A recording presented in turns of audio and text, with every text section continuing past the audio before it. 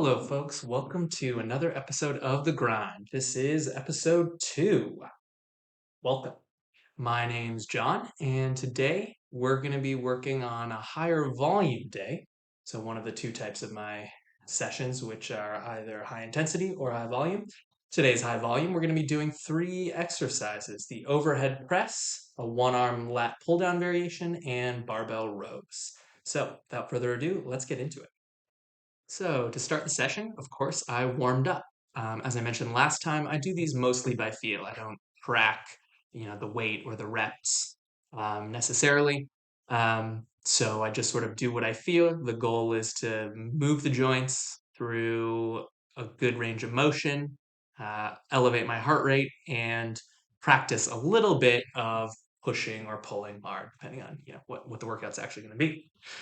So today I started off with a tuck handstand hold. Really like doing these because it sort of wakes up the shoulders in that extended position, which is the same, of course, as the top of an overhead press.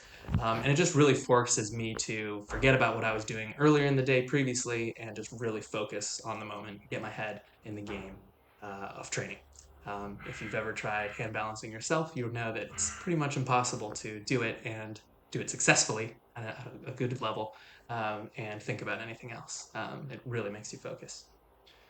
So then after that, I did a set of the overhead press. Today I did 5 reps of 28 kilos.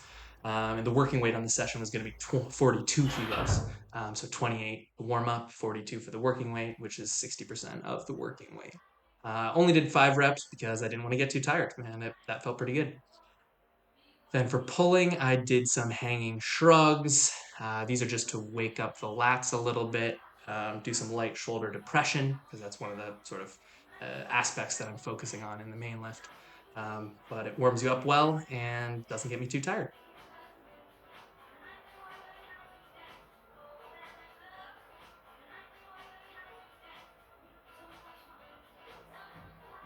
All right, on to set A1. So the exercise is the overhead press, and I'm working this week with 42 kilograms in the 9 to 12 rep range. So, how I'm progressing from last week, previous session, I was working with 40 kilograms. I did 1 set of 11 and then 4 sets of 12 on that. So, with that, it was hitting the top end of my rep range for 4 sets. So, definitely time to progress. So, this time I added 2 kilos to the bar, which is the smallest weight increment that I have. And yeah, working in the 9 to 12 rep range. Didn't know, since I had never lifted this for more than 5 reps before, didn't know exactly how many I was going to get. 9 felt good the first time, and then I was able to add a couple, as we'll see, as the sets go on. Yeah, overall, this exercise was just feeling really smooth today. I was flexing the glutes, so I was really happy with my back position. Notice that as I go up, there's minimal back bending. And once the bar clears my head, I really straighten out pretty quickly. Sort of is an indicator that you're really controlling the weight. Um, Towards a couple of the last reps on the last few sets, they're definitely a bit of a grind.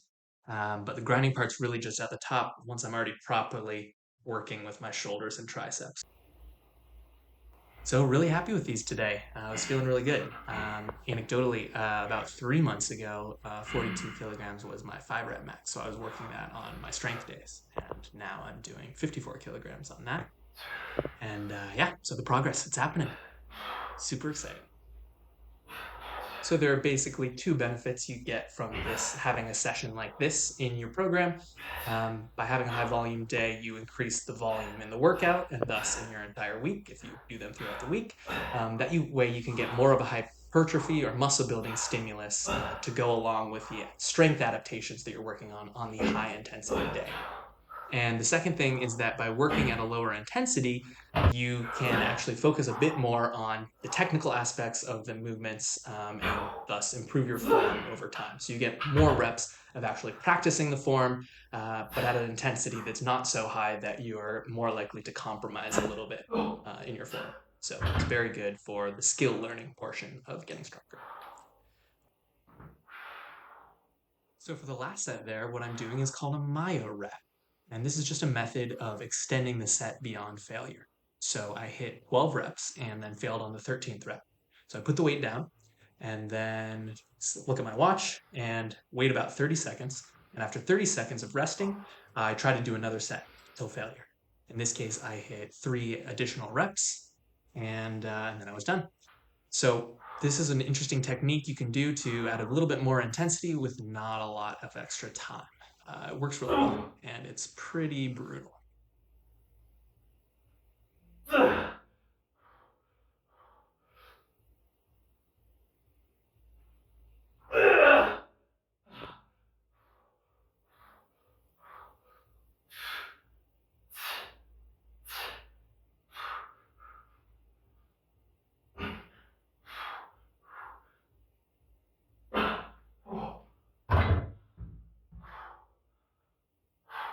On to exercise A2. So this one is the seated one-arm lat pull down, aka the calamari lat twist, which is a bit of a homegrown ghetto exercise. You might not have seen this, at least particular variation before. Why am I doing it? Well, because over the summer I was working weighted pull-ups and also rock climbing a lot. I got my weighted pull-ups up to 30 kilograms, but then I started to notice elbow pain. And I've had a bit of golfer's elbow before in previous years, and it hadn't been bothering me, and I had been really slowly working up the weight, but still not strong enough to be pushing the weighted pull-ups that heavy. So I put those on hold and dropped the heavy pull-ups and resolved to really like strengthen my lats, to really connect with them. Because I think as I've been doing pull-ups, everyone says that when you do weighted pull-ups, your lats will get huge and you'll really feel it in your lats. But I never really did. I think the limiting factor was always my biceps, or honestly, not really sure exactly what. I could get stronger at them, but I never really felt it in my lats. So, anywho, I resolved to do more sort of lat specific work and only working within exercises that didn't seem to bother my elbow. So, dropped the heavy pull ups, and picked up dumbbell lat pullovers. Did some isometric pull ups for a very long time. And then I've recently started incorporating this. Allows you to use a lot lighter weight, but really, really connect with the lats. It seems to be working for me now. So, what is the actual exercise? At the top, you allow a full lat stretch with some side bend at the top, and then initiate with shoulder depression, pulling the ring down to my chest, and then finishing with extra lateral flexion of the lat, with a small twist at the end. I remember the first few times I did this, I actually got cramps in my lats. That's how good the connection was. So it's a really good one. The setup isn't ideal. A pulley, of course, would be a bit better. I bought two at my local hardware store, which are rated to 150 kilograms, but even at like 20 kilograms on the pulley, they're like too hot to touch after doing 10 reps. So it's just not working. So instead, I just use a thin rope that I have for my hammock over a pull-up bar. Then I attach the weights to it with a carabiner that I have from climbing. Obviously, you could do this with a lat pull-down machine, but I'm working with what I got, and it seems good enough. So note that for the first 3 sets, I alternated reps, right hand, then right hand, then left hand, because I thought that would be the best. However, on the fourth set, I decided to do it all with the right hand first, so all 10 or 12 reps first. And I actually preferred this. It avoids the sort of awkward hand swap between the reps. It still let me get the reps in, and I really felt the pump and the muscle connection after or on the last few reps as I fatigued. So I think I'm going to stick with this one for future training sessions to see how I get on. As a little aside, I think it's a good time to point out that training should be an opportunity for you to experiment and to learn. You don't have to keep doing what you've always done, and you definitely don't have to do what someone else is telling you to do. You should endeavor to keep learning and improving your technique and programming over time, and that takes actual thoughtful experimentation. So don't be afraid to change or tweak minor elements in your program as you see fit. You're the one who knows your body best.